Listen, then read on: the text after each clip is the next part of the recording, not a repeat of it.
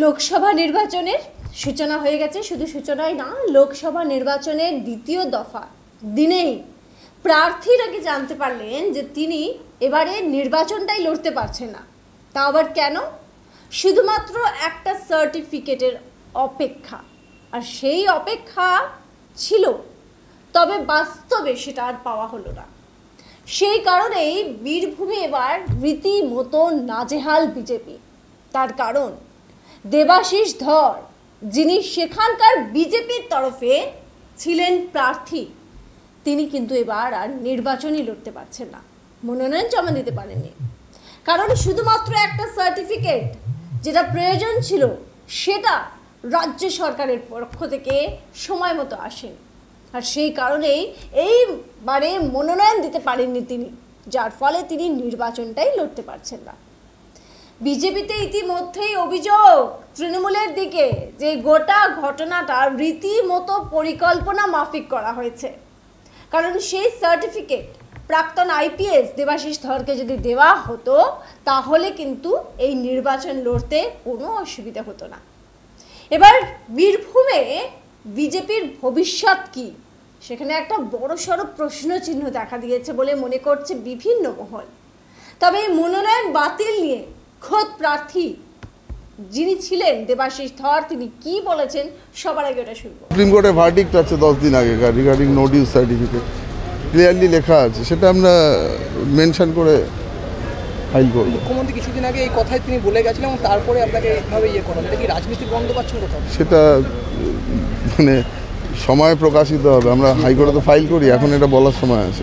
তৃণমূলের বক্তব্য যে ভিজিলেন্স বাংলাদেশে, আরে ভাই, ভিজিলেন্স রাষ্ট্রপতির অ্যাকসেপ্ট হয়ে যাওয়ার পরে এর কোনো অস্তিত্ব থাকে না। আমি তো রিজাইন করে এসেছি। Section 5 all India service rule অনুযায়ী আমার রেজিগনেশন অ্যাকসেপ্ট হয়েছে। এক্ষেত্রে এই বীরভূম লোকসভা আসনে তৃণমূলের থেকে আপনি হেভিওয়েট বলে কিরকম চক্রান্ত শিকার করতে? সেটা দেখুন, আমি হেভি ওয়েট বা যা ওয়েটই হই না কেন, মানুষের যা মুড আছে, আমি ক্যান্ডিডেট থাকি না থাকি, মানুষ ঠিক করে নিয়েছে যেভাবে তাদের আমি যতটুকু প্রচার করেছি যে কতদিন, মানে মানুষ কিন্তু রেডি হয়ে আছে ভোট দেওয়ার জন্য, এটুকু বলে দিই। যদি দেবতনু ভট্টাচার্য শেষমেশ প্রার্থী হন, আপনি কি তারপরে বাকি সময়টা প্রচারে নামবেন? দল যা বলবে অতি অবশ্যই। আমি কি দলের বাইরে নাকি? দল আমাকে যদি বলে তারপরে প্রচার করবো। কিন্তু আপনি এখন তো আশাবাদী আছেন, হাইকোর্ট নির্দেশ দিলে আমরা অবশ্যই সেটাকে।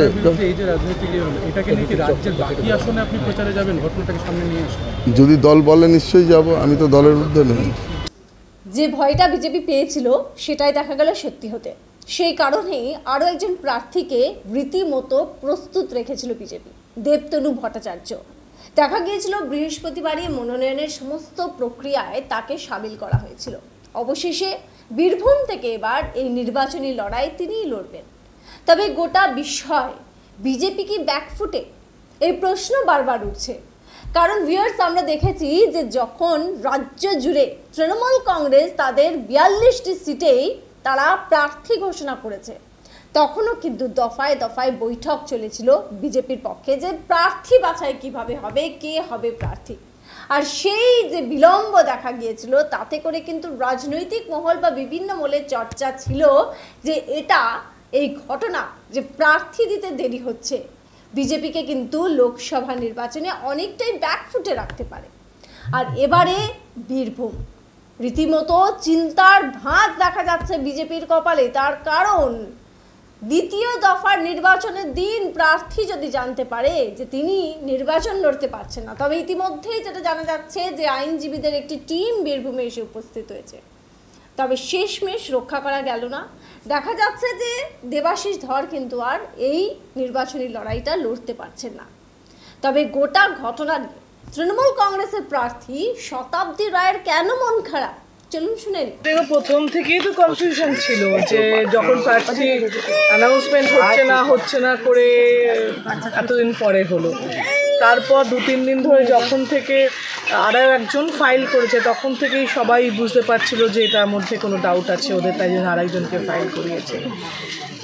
তারপরেও আমার ধারণা যে উনি, আমি বিরোধী হলেও আমার খারাপ লাগছে, কারণ একটা মানুষ যখন প্রার্থী হয় তার একটা মেন্টাল প্রিপারেশন থাকে, সে লড়বে। জিতবে না জেনেও লড়বে, কিন্তু লড়ারও একটা তো সেট আপ থাকে।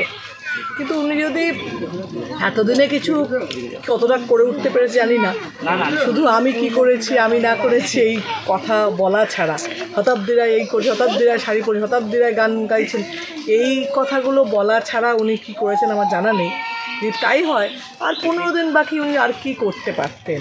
কিন্তু আমি আবারও বলছি, আমার খারাপ লাগছে উনি লড়তে পারছেন না বলে। তবে এটা একটা কথা যে উনি লড়লেও আমি জিততাম, উনি যদি নাও লড়েন তাহলেও আমি জিতবো, কারণ ওনার উপস্থিতি অনুপস্থিতি কোনোটাই আমার জেতার সঙ্গে ম্যাটার করবে না। কিন্তু খারাপ লাগাটা আমার নিশ্চয়ই, যে বিরোধী হলেও সে একটা জায়গায় কিছু করতে ভাবছিল, লড়াইটা কথা ভেবেছিল, সেটা করতে পারলেন না। এই বিষয় নিয়ে আমরা আমাদের প্রতিনিধি সহেলি দাসের সঙ্গে কথা বলবো।